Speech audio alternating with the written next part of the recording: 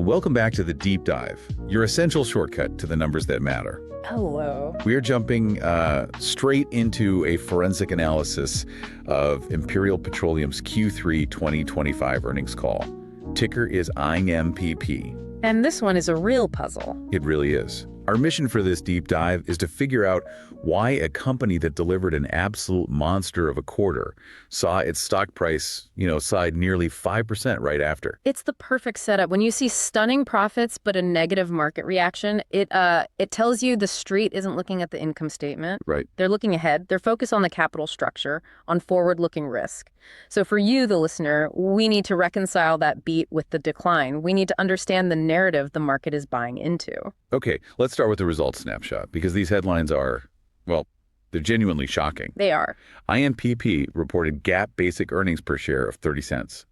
Adjusted EPS was even higher at 32 cents. And just to put that in context, the consensus estimate, what Wall Street was expecting, was all the way down at 11 cents. So that's a beat of what, 19 to 21 cents? It's more than a 200% beat on the bottom line. I mean, it is a massive surprise. When we talk about adjusted versus GAAP, the adjusted number being higher here suggests the core operations were even more profitable than the strict accounting shows. It's a home run, plain and simple. Okay, so profitability is a home run, but the revenue didn't quite follow suit. We saw a marginal miss, right? Yeah, a very marginal miss. They reported $41.4 million versus a $41.5 million consensus. Is a $100,000 miss enough to spoil a 21-cent EPS beat? I mean, that seems crazy. On its own, no, absolutely not. But sometimes, that tiny miss can trigger algorithmic selling. It signals that even with all their operational improvements, they didn't bring in quite as much gross revenue as hoped. Maybe some conservative contract pricing or something like that. Could be. But the market reaction, that's the real headline here. A blockbuster 30-cent EPS and the stock drops almost 5%. It just defies basic logic. That divergence is everything. The operations were excellent, but the market's fear of something else drove the price. So let's dissect that operational strength first so we can all appreciate what the market seems to be ignoring. Let's do it. The biggest driver here seems to be the sheer increase in scale. This is the first full quarter where their 7 newly acquired dry bulk vessels were actually integrated. Right. A huge immediate jump in capacity. And you can see it in the metrics. The company's total fleet calendar days shot up by 36.1%, just quarter over quarter. Which points to a really rapid and successful integration. But more importantly, look at the efficiency. Operational utilization hit 88.7%. And that 88.7% number, that really tells the story. I mean, think about it. Just a year ago, in Q3 2024, their utilization was down around 66%. FC6, wow. So to jump from, basically 2/3 utilization to nearly 90% while absorbing 7 new ships, that's not trivial. That shows execution. And that execution is what's feeding directly into those margins. You ramp up capacity, you use it at near peak levels, and profitability just soars. So what did that look like for operating income? Operating income grew 71.7% year over year to $10.3 million. EBITDA was strong at $17.9 million, a 46% increase, and adjusted EBITDA hit $18.7 million. So this new capacity isn't just sitting there, it's working. It's highly accretive to their cash generation, yes. But the strategy wasn't just about getting bigger, it was about getting safer too. Management talked about a pivot in their commercial strategy. A huge pivot. A deliberate move to stabilize their cash flow by using more time charters. Explain what that means for our listeners. Well, the deployment mix in Q3 shifted dramatically. It was 75% time chartered days versus only 25% on the spot market. So they're locking in rates. Exactly. A time charter is a locked-in rate for a long period. It gives you predictable cash flow. It de-risks your exposure to the wild swings of the spot market. But wait a second. We know that Suezmax spot rates right now are pushing, $80,000 a day? We'll get to that. But doesn't locking in 75% of your fleet mean you're leaving a massive amount of money on the table? That is the core trade-off in shipping, isn't it? Management is signaling that they prioritize a strong balance sheet over chasing the absolute peak rate. They're building a predictable, scalable business, not just riding a volatility wave.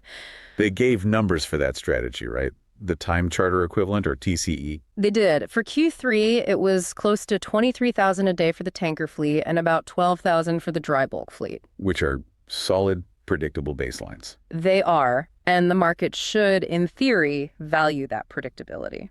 Okay, moving to the outlook, let's talk about those market rates because it sounds like things have gotten even better since September. Oh, much better.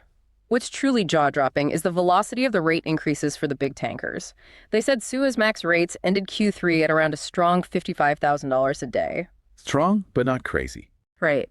But then management said that recently, like in early December, those same rates were nearing an incredible $80,000 per day. $80,000 a day. That is an explosive number.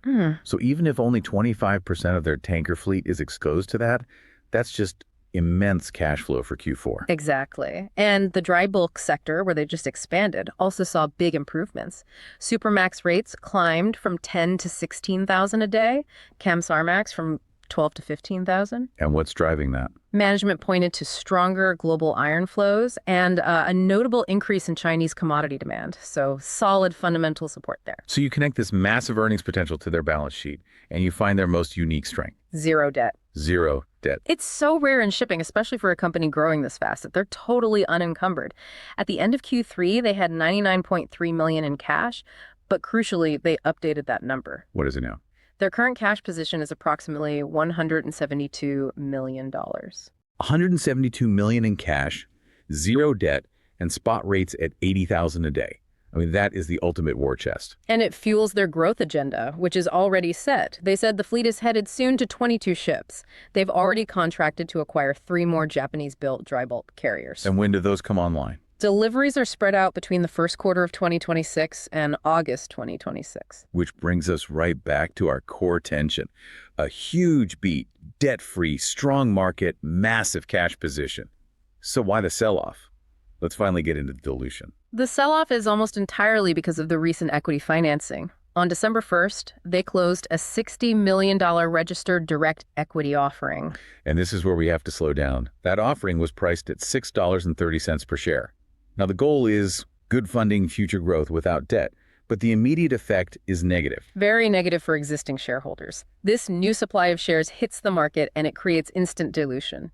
Your ownership stake gets smaller to finance growth that hasn't paid off yet. So you have this massive earnings beat, which should make each share more valuable, but then the company increases the number of shares and the market just punishes the stock for it.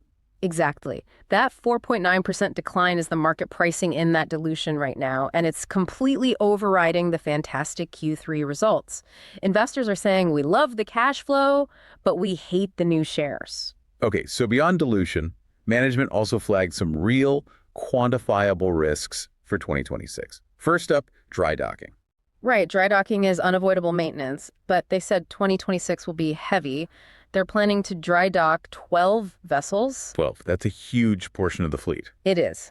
And it's going to require about $14 million in costs. But more importantly, for you, the listener, dry docking means those vessels are offline, earning zero revenue.